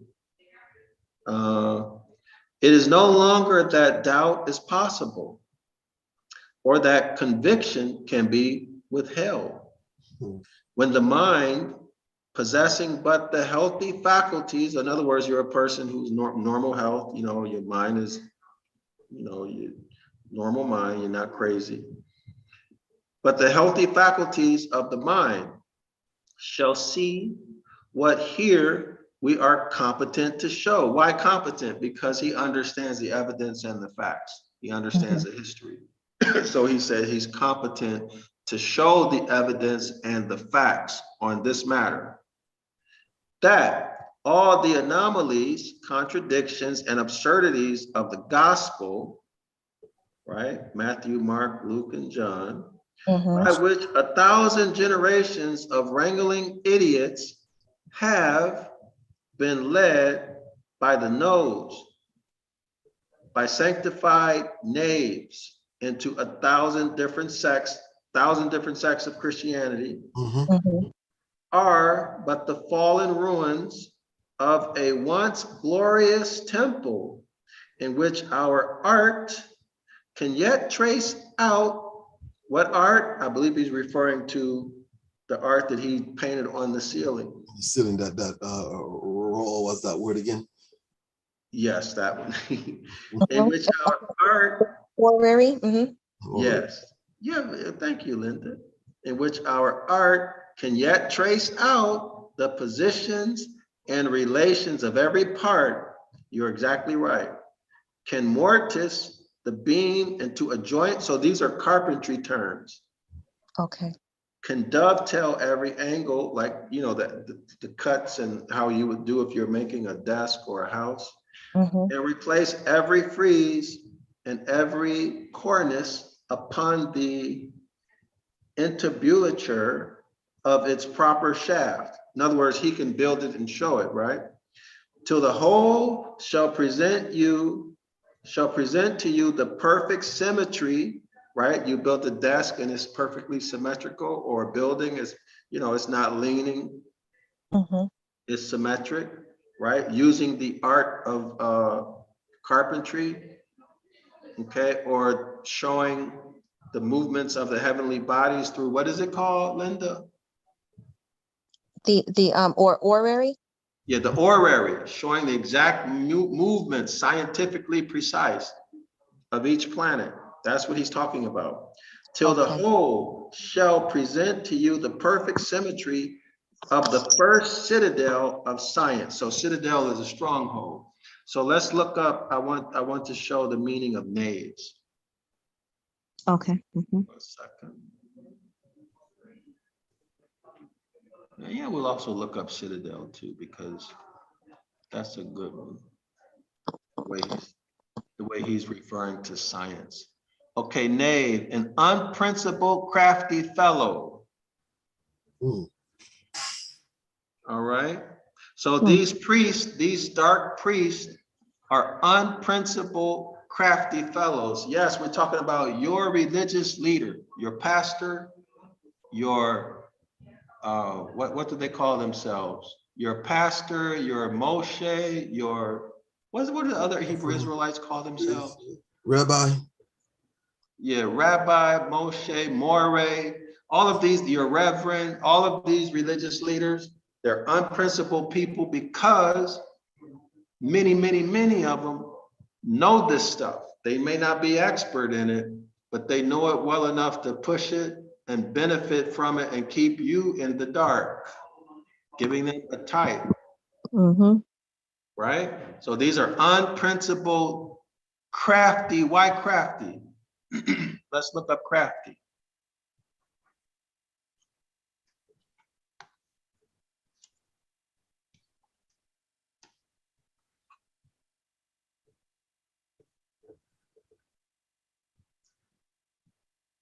Oh, why did it give me that? I have to put crafty meaning. Did I pass it? Oh, crafty. Miriam's dictionary. Crafty, skillful, clever. Right? Skillful and clever at what? Clever at deceiving. Deceiving, absolutely. Skillful at deceiving. They're unprincipled. They'll do anything to you. Right? Preach a good sermon. Yeah, preach it. Very charismatic. Seduce you. You lose your money. Okay. Pay them price. But this is what it's all about for the dark priesthood. That's why they did Jeremiah 8:8. That's the whole purpose. These are people who wanted to have power, prestige, crazy riches, untold wealth without working for it, right? Without working for it. This is the whole purpose of why they did that. Okay? To get paid and to live off of other people, to be in a master slave where they're the master and the congregation is the slave relationship, where the congregation has to give them money, and it's through their ignorance that they are enslaved. So my people are what? Destroyed for a lack of knowledge. Lack of knowledge of what? Principally natural law. What are the commandments? The Most High's commandments are, at their essence, natural law. All right. Anything else on that matter? Wow. Y'all good? Oh, yes. I see them as doing harm. Yes. Extreme harm. That's why they call them what, roughnecks or thugs? What did he call them? That, what was that word? Crafty fellow. The one above that, ruffian. I forgot the meaning of that already. Rowdy. Yeah, rowdy. These are rowdy. Back in the days, we used to say, let's get rowdy. That's young going to the club and we're going to get rowdy. They get crazy, get into fights. And Rowdy, unprincipled people, crafty. That's right. You know, it reminds me of when I was in junior high school and high school, there we had people we would call rowdy. They were troublemakers. I was one of them. But I wasn't, I was with my friends were rowdy. I never do that kind of stuff on my own. But all my friends were rowdy, you know. That's what it reminds me of. But this is the dark priesthood. These are the people who have done this. Okay. Coptic Egyptians. Y'all should know what? The first question is, wait a minute, they're Egyptians and we're Yasharala, right? That should be the first question. Mm-hmm. And they're also Moors, right? Yes, they are. Yeah. Yeah, they're also Moors. They're also Moors. They're our people. Everybody see? Oh. Yeah. And then we also had what? Egyptians in our families, right? Mm-hmm. We have Egyptians who are part of our nation. Yep. Looks like it's a cycle that just never stops. It's always your own. That goes against you to bring you down or to mislead you. It's always your own. Whether they use your own against you or your own just turn against you, it's always your own. Lack of knowledge, destroying us. And there's actually a story. Maybe I'll go into it another time. It'll take us off topic, but there's a history behind that. Citadel. Can y'all see my screen? Excuse me. Yes. Okay, Citadel is the core fortified area. We don't see a screen, Dr. Yusuf, but we're still looking at the document. Okay. So remember, he referred to science as being a citadel. Mhm. All right. Citadel, a fortress that commands a city. Okay, so science, in other words, observation, what would you be observing? Nature. Mm-hmm. What would you study? You know, we're looking at the meaning of science, right? What would you study? You study nature. Mm-hmm. Right? Commands a city. So the fortress that commands a city. All right. So in other words, what should command your mind? Reason, analysis, thinking. That's the fortress. Okay, so citadel over here. Citadel. A citadel is the core fortified area of a city or town. It may be a castle, fortress, or fortified center. So what the author is trying to tell us, or what the author is telling us, is that science or critical thinking is the what? The way we protect ourselves, right? So that's why it says the first citadel of science, okay? Science will help. No, I'm sorry, let me not say science because that might be abstract to some people. Critical thinking. Critical thinking is a way to protect yourself and to even escape religion, okay, through critical thinking. And we discussed what that is earlier. All right, Linda, do you want to take the next paragraph? Any other questions before we move forward? Are there any comments too that are in the chat? No new comments. Don't forget to like and subscribe.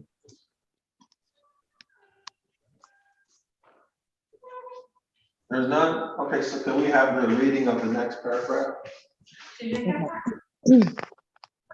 For indeed, and in a sense which Christian stupidity never stumbled on, say we. In jury is God known, his name is great in Israel. At Salem is his tabernacle, and his dwelling in Sion. There brake he the arrows of the bow, the shield, the sword, and the battle.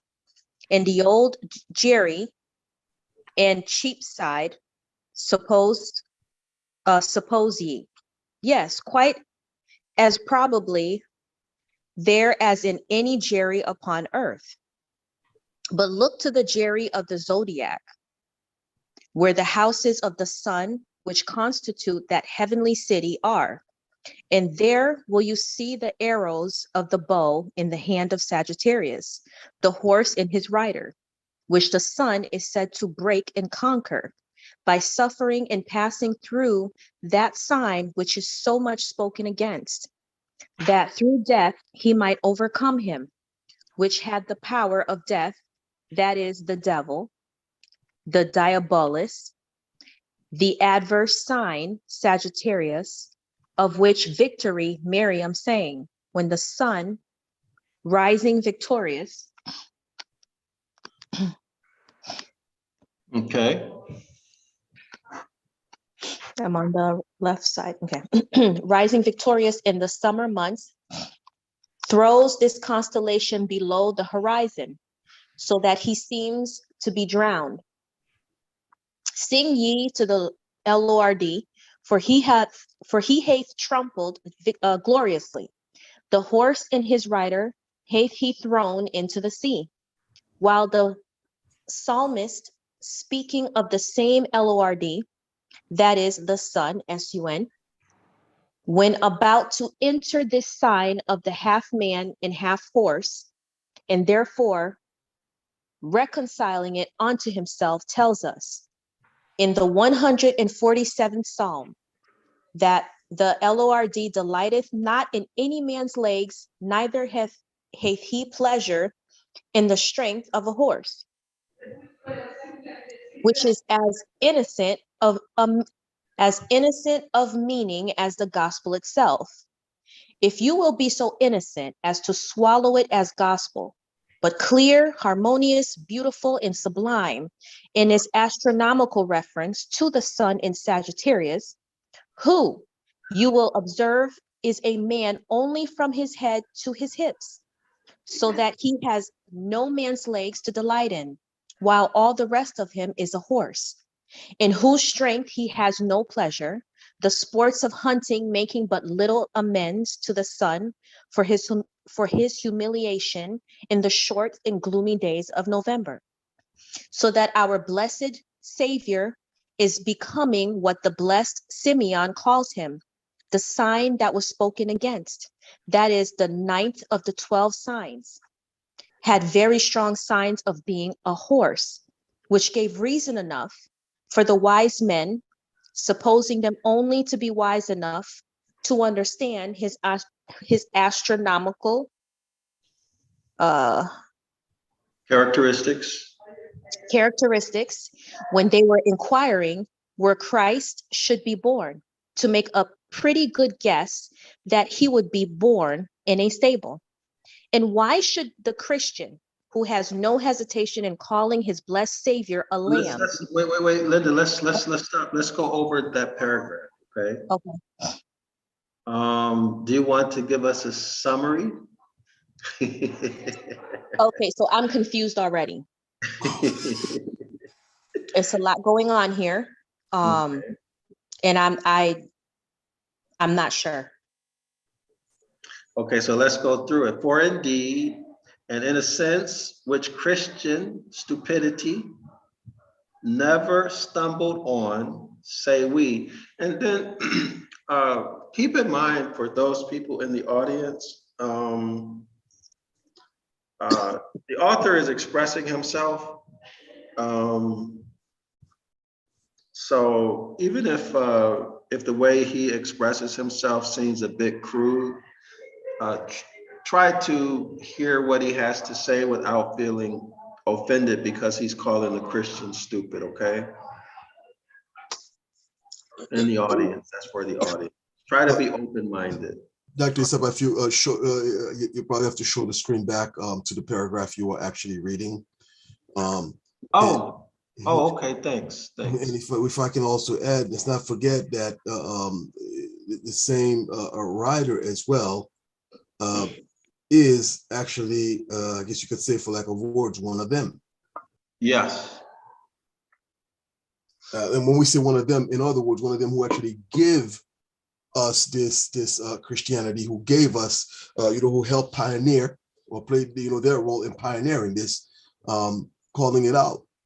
Mm-hmm. And like we demonstrated that it has been demonized, that people will not take the time to read such document, or you probably hear him talk like that. I don't want to hear this guy. I don't want to hear this guy, and miss out the whole point that is being made.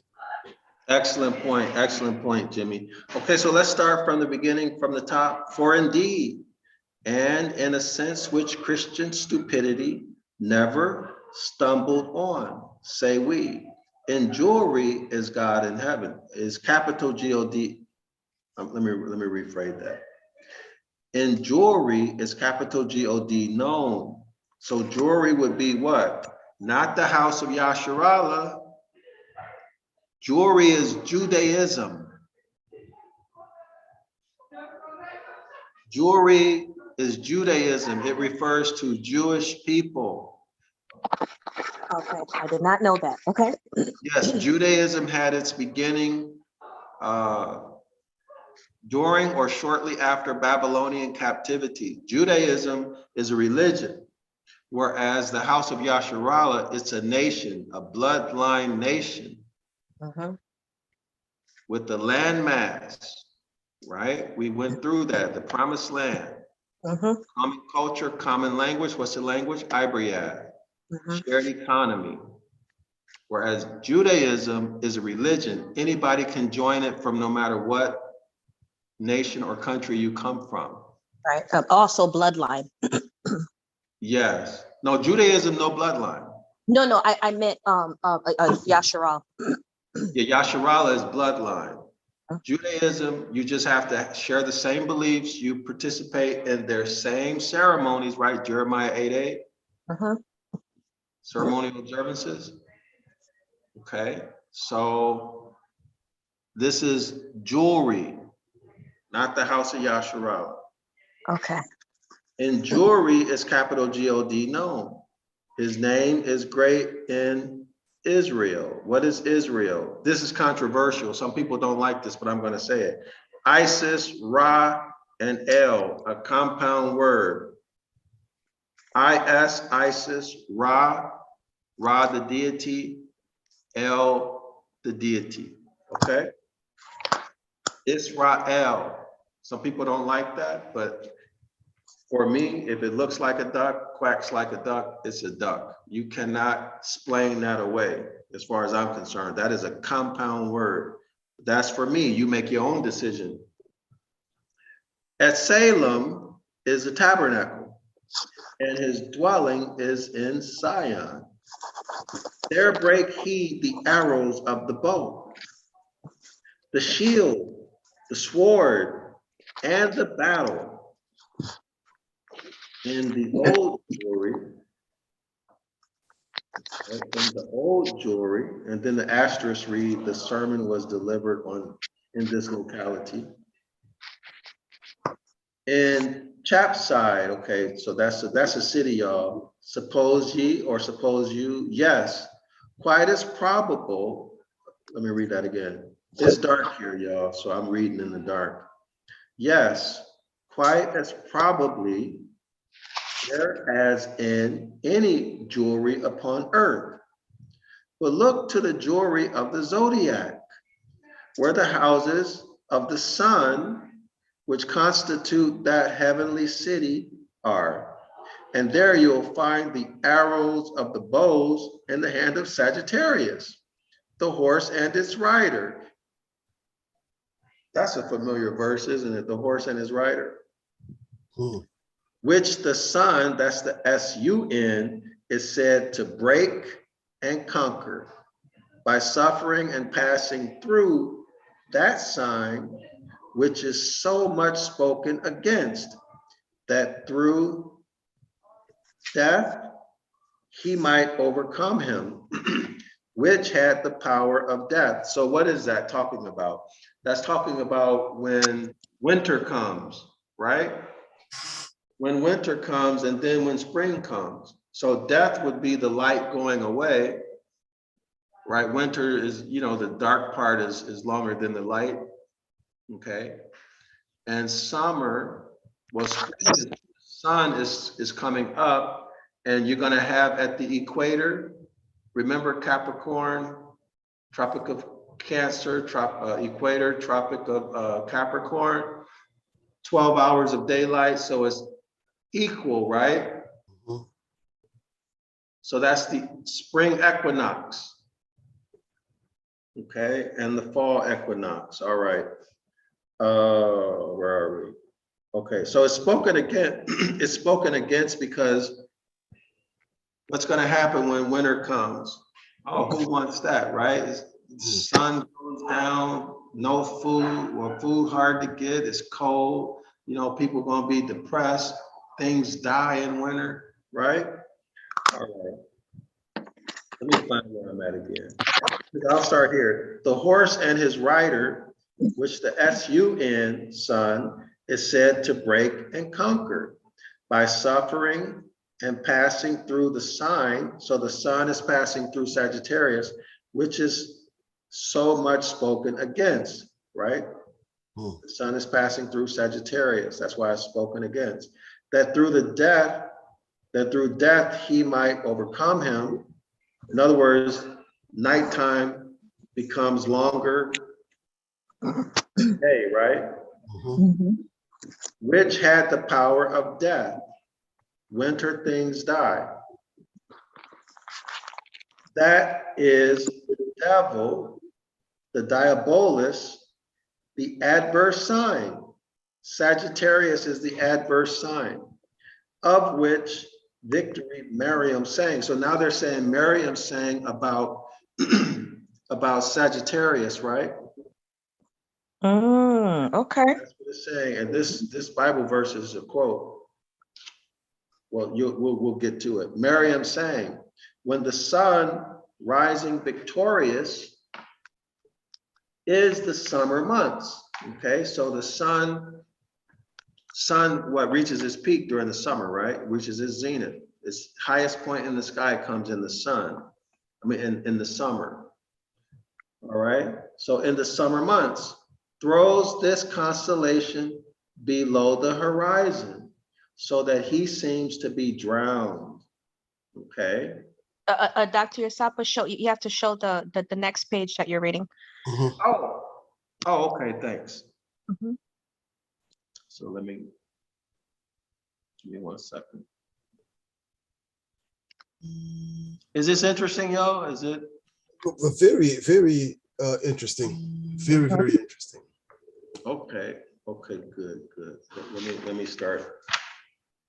Okay, when the sun rising victorious in the summer months, throws this constellation below the horizon. So when the sun rises, Sagittarius goes below the horizon, so that he seems to be drowned. You can imagine the horizon like an ocean. Imagine it going below that, right? And then the water, he gets drowned. All right, sing ye to the capital Lord, for he hath triumphed gloriously. The horse and his rider hath he thrown into the sea. That's where he's getting his logic from. While the psalmist, speaking of the same capital Lord, that is the sun, sun, went about to enter this sign of the half man and half horse, or Sagittarius, right? And therefore reconciling it unto himself, tells us in the 147th Psalm that the Lord delighted, so in this case it's still the sun, right? The Lord delighted not in any man's legs. Note that. The sun doesn't delight in some man's legs, neither does the sun have pleasure in the strength of a horse. So Lord is sun, sun, here, which is as innocent of meaning as the gospel itself, if you will be so innocent as to swallow it as gospel. But clear, harmonious, beautiful, and sublime. It is a astronomical reference to the sun, sun in Sagittarius. Was that clear, y'all, or do I need to? Did I stumble through that, or everybody understands?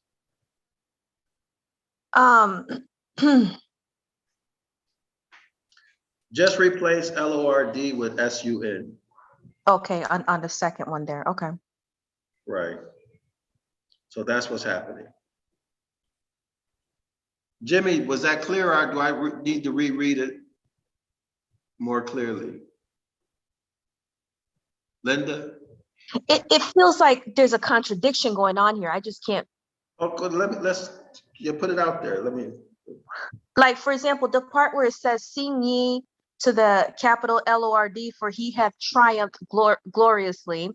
The horse and his rider hath he thrown into the sea." Yeah, that's the sun, because the sun has left Sagittarius and gone into the next zodiac sign.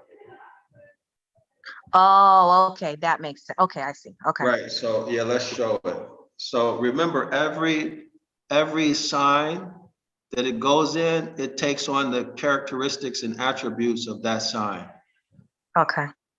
So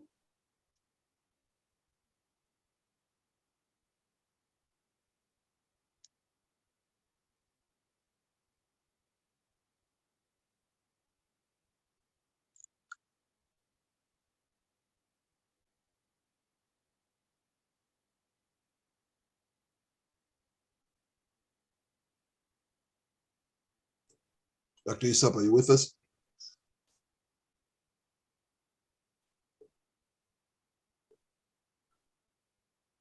I think we may have lost him again.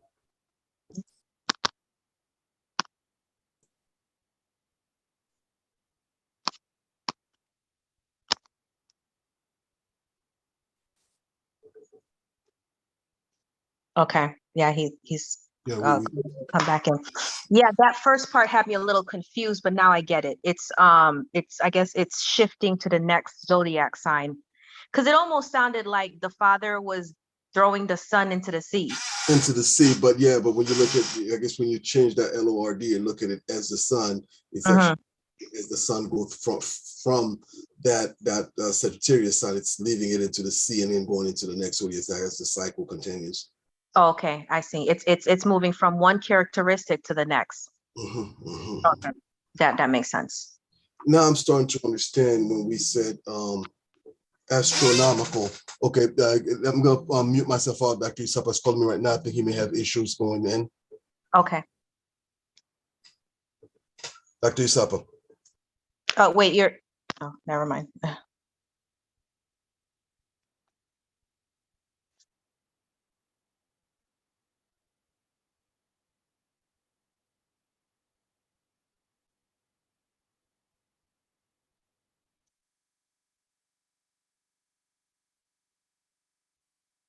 Okay, he stopped the live as well.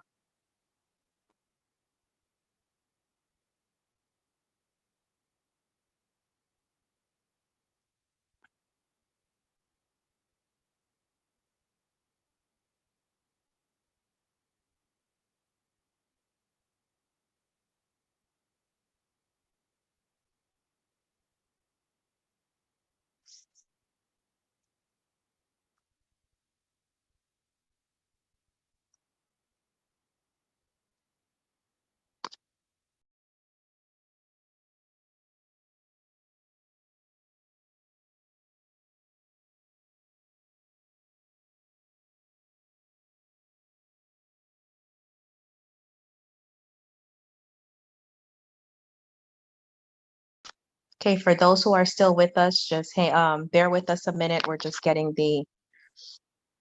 having some technical difficulties. We'll resume momentarily. Just bear with us. Linda, it looks like we will be resuming tomorrow. Again, thank you guys for hanging in there with us. You will see a posting from Zion Law School. Again, if you are following this, you have not subscribed, please subscribe to the channel. Don't forget to like the video and share it.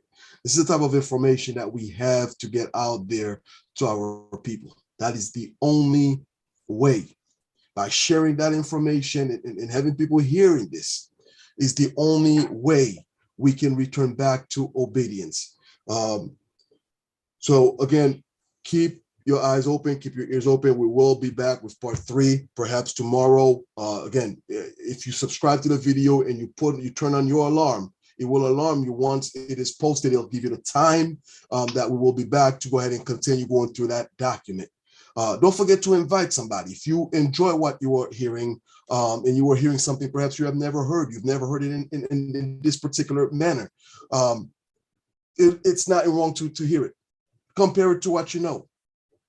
Many of you, like us, probably have this gut feeling, in your stomach, but you're going along with it because you're feeling that's what to do. You're feeling, well, that it has to be the way because the majority of people believe it. Look into it yourself, and this is your opportunity. Zion Law School does provide this opportunity for you to do that. Thank you for being with us, Linda. Did you want to say anything else before? No, just come back. yep. So just Shalom, family, and we'll see you in part 3. Shalom. And don't forget, Hebrew 101, $1 for it per day, $10 per month. Cannot go wrong with that. Shalom.